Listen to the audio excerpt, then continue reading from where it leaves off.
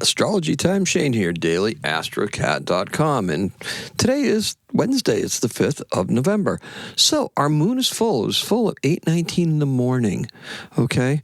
So that's just when the moon and sun are opposite of each other, right? That's a 180-degree opposition for those of you who are keeping score. Now, the astrology of this is kind of interesting because full moons are culminations. So we tend to manifest during the new moons, and we tend to see things blossom and finally come true in the full moon. It's very popular to put out water gems, things that you want to recharge in the full moonlight, although that black moonlight is as powerful and as effective for doing the same things, only with deeper and broader intentions. The intentions you get today are more like gathering. It's more like where it culminates, right? We're looking at what we've done, and we've got a chance to really take an overview of it and see what it is that we need to improve on. Now,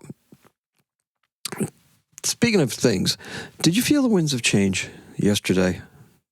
Meaning the 4th. This is really weird to talk about with a focused full moon in Taurus, but there was a shift yesterday, and there's a change, right? Taurus is a conservative sign and does not like changes. The moon in Taurus is very, very comfortable, and that's why this is just such a great moon for us to be able to look over the things that we've done and where we're headed. Now, that change, that shift was personal, okay? For me, it took place on a personal level. And I'm wondering if anybody else felt that same kind of shift, like, it was just like, hey, you know what? You might be able to do this, okay? Yeah, this is something that's happening, right? This is our actions that are opening doors for us, all right? Today, we're going to be able to see the entire scope and picture of our endeavors on all different levels. This is like 5D chess, right? Or 3D chess, or however you want to. There's lots of different levels to this overview that we're able to take today. And so it doesn't matter whether it's career, side hustle, or any of the other things. That's something you really want to take a look at. Now, this is also a great chance for us to work on changing up how we're using existing technology and for figuring out ways that we're going to get more out of it. Not adding technology, because Mercury is starting to slow down, is going to become focused and then go retrograde. And we don't like to do very many tech upgrades, like, buy new cell phones or anything like that when Mercury is retrograde, because that just leads to a whole bunch of confusion, right? We don't want to keep on repeating things. We don't want to go through Groundhog Day with a new phone or a new program or new app or something like that. But existing ones, we're going to be able to dig down and really get deep with them, because Mercury will be returning to Scorpio, where we can really dig down in that stuff. So we have a chance to expand and learn with Mercury in Sagittarius. Mercury will go retrograde and then go into Scorpio, and now we'll have a chance to really dig deep and go into it, right, and find out what it is, what we need to do, and how we need to do it. Big picture stuff, right? Look, we're engaging in ways that are practical, lucrative, and pleasure-inducing. The moon in Taurus will help begin this process.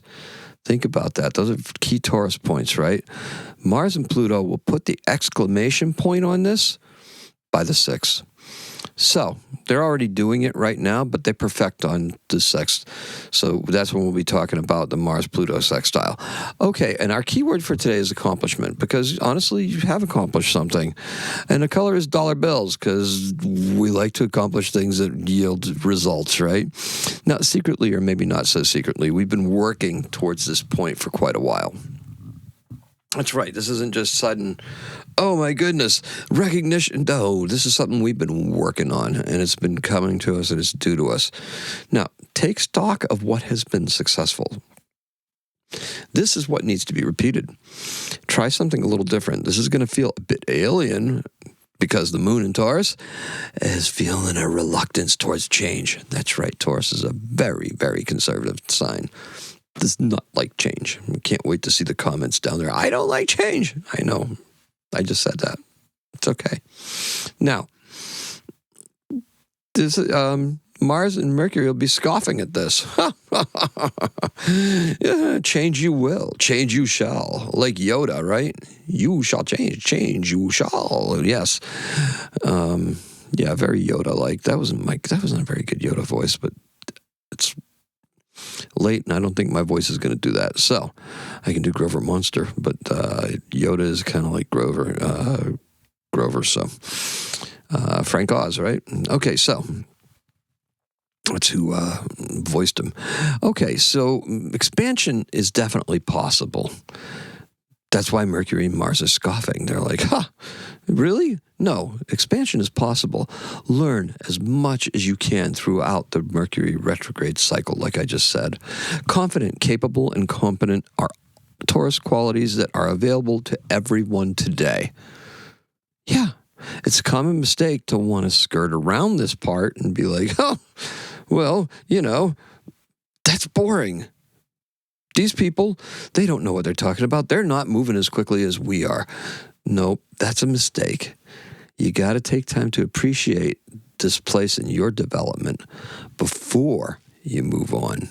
Appreciate the people who are there doing it. Don't take this for granted. Please do not. And as the night progresses, get your stuff done early and hit the hay before midnight. I got another key one for you here.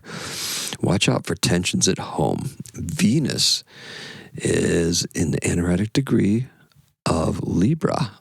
Ooh. Yeah, that's kind of interesting, right? This can get really complicated really fast. Judgmental. Opinionated.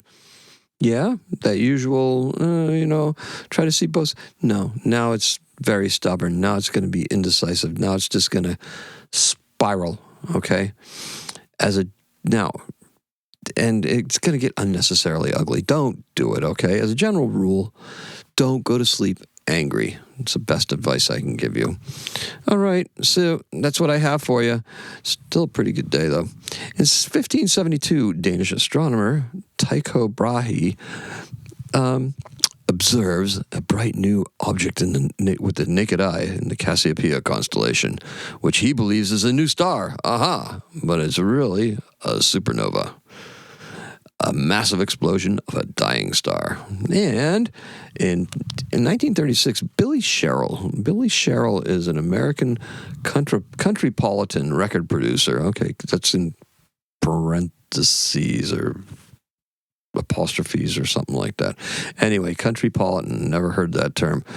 He's a record producer. He produced Tammy Wynette and George Jones and Charlie Rich, and he's also a songwriter. I think he wrote Stand By Your Man and The Most Beautiful Girl. So, if he wrote that, cheers to him. He's born in Phil Campbell, Alabama. Phil Campbell, first name, last name, Alabama. Died in 2015. So 1936 to 2015, Billy Sherrill. And that's all I have for you. All right. Thank you so much for joining me. Thank you for coming by. I appreciate and love every single one of you. Can't believe how many likes and comments. Comments, not so much. They've tapered off a little bit, but, encouraging you to put them in there. But the likes and the shares and stuff like that, I really appreciate that. Thank you so much. Let's recap, shall we? The color is dollar bills, and the key word is accomplishment. That's what that full moon is all about. Please do engage in your full moon rituals, whatever it is that you do, whatever it is that gives you a sense of agency over yourself and helps you manifest more in your life. That's what we're here for. That's what we're here to do. All right? Thank you so much for joining me. Today is a 7. Happy astrocatting.